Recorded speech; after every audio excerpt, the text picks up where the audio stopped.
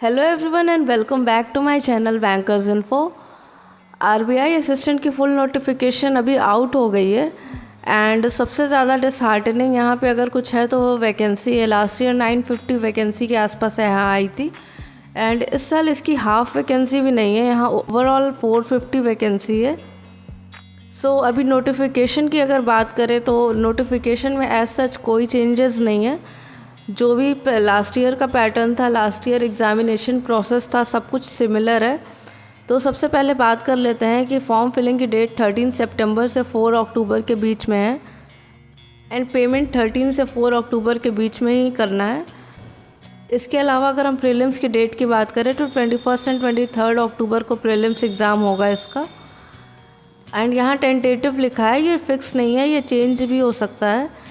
And lastly mains की अगर बात करें तो 2 दिसंबर को इसका मेंस है। एंड सबसे ज़्यादा वैकेंसी हमेशा की तरह महाराष्ट्र का है, यहाँ पे 101 वैकेंसी है। ज़्यादा इसको नहीं कहेंगे क्योंकि ये काफ़ी लास्ट ईयर के हिसाब से तो बहुत ख़राब वैकेंसी है, बट बाकी स्टेट्स के कंपैरिजन में सबसे ज़्यादा इसका है।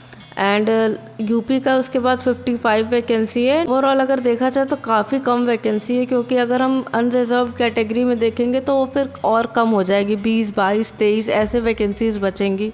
सो वैकेंसी डिस्कस करने का कोई मतलब नहीं है, वैकेंसी एक तरह से मजाक ही हो रखी है बैंकिंग सेक्टर्स में। एंड अगर एग्ज़ाम पैटर्न की बात करें तो यहाँ पे आपका प्रीलिम्स एग्ज़ाम में इंग्लिश, क्वांट्स एंड रीजनिंग आएगा, जिसका वेटेज इंग्लिश में 30 मार्क्स है एंड रीजनिंग एंड क्वांट्स में 35 मार्क्स ईच है। ओवरऑल 100 मार्क्स का पेपर होता है, 0.25 नेगेटिव मार्किंग होती है यहाँ पे। मेंस का अगर पैटर्न देखें तो रीजनिंग 40 मार्क्स की 40 क्वेश्चंस, इंग्लिश की भी 40 मार्क्स 40 क्वेश्चंस और क्वांट्स में भी 40 मार्क्स के 40 क्वेश्चंस।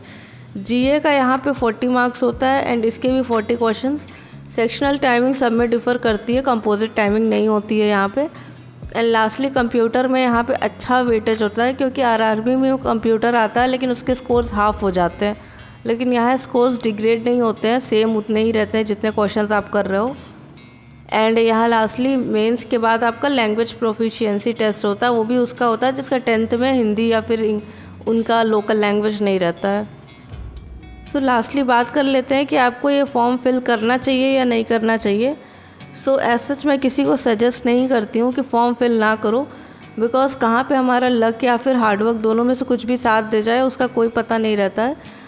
तो फॉर्म सारे अप्लाई कर दो। अगर इनकेस फाइनेंशियल दिक्कत है तो फिर आप स्किप कर सकते हो, लेकिन अगर आप भर सकते हो तो ज़रूर भरो। एंड इसका जो फ़ीस है वो IBPS, RRB इन सब एग्ज़ाम से काफ़ी डिफरेंट है। 850 यहाँ नहीं लगता है, यहाँ 450 आपका फ़ीस है। एंड जितनी फ़ीस है उतनी वैकेंसी इनने निकाली है। सो अगर आप बिगिनर हो तो भी आप फॉर्म फिल करो, अगर आप एक्सपीरियंस हो तो भी फिल करो, ट्राई करो एग्ज़ाम देने का।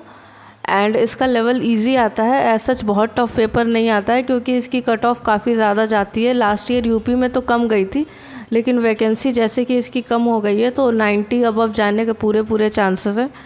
तो एग्ज़ाम का एक्सपीरियंस लेना बहुत ज़रूरी है। तो all the best everyone for your exams. Don't forget to like, share, subscribe to my channel bankers info.